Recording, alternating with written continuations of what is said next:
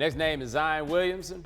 According to Dan Wetzel of Yahoo Sports, there was a taped conversation of an Adidas rep and a Kansas assistant coach where it was made clear to sign with Kansas, Zion was asking for, quote, cash in the pocket, and he's asking for housing for him and his family, through Zion's father, to be clear. Pablo, is it now reasonable to ask about Duke's recruitment of Williamson? Sure, it's reasonable, Bo. And the guy, the Adidas rep in question, his name is Merle Code.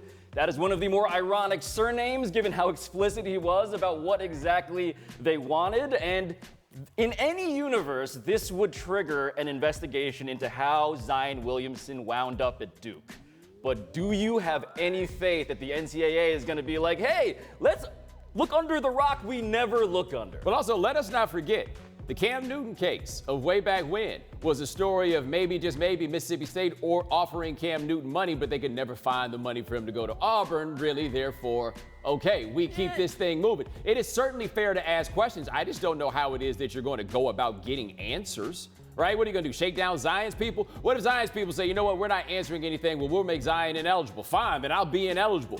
Who wins then? Right. It's certainly not the NCAA. It's certainly not Duke. But after Krzyzewski got up there and said, this is not the game, this is not college basketball, and then it shows up right on his doorstep with the recruit that, oh, by the way, nobody thought was going to go to Duke until he actually did?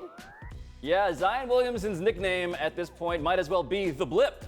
This is the blip that Mike Krzyzewski did not want to acknowledge. And Mike Krzyzewski, by the way, when you look at the Marvin Bagley situation, Marvin Bagley had an AAU team built around him that was reportedly funded by Nike. Wendell Carter, another Duke one and done. He met with Christian Dawkins. His parents did, at least. So there is always a ton of smoke around these prospects. Mike Krzyzewski wants these prospects. It makes sense for us to look into it. I just don't think they will. Well, also, who cares?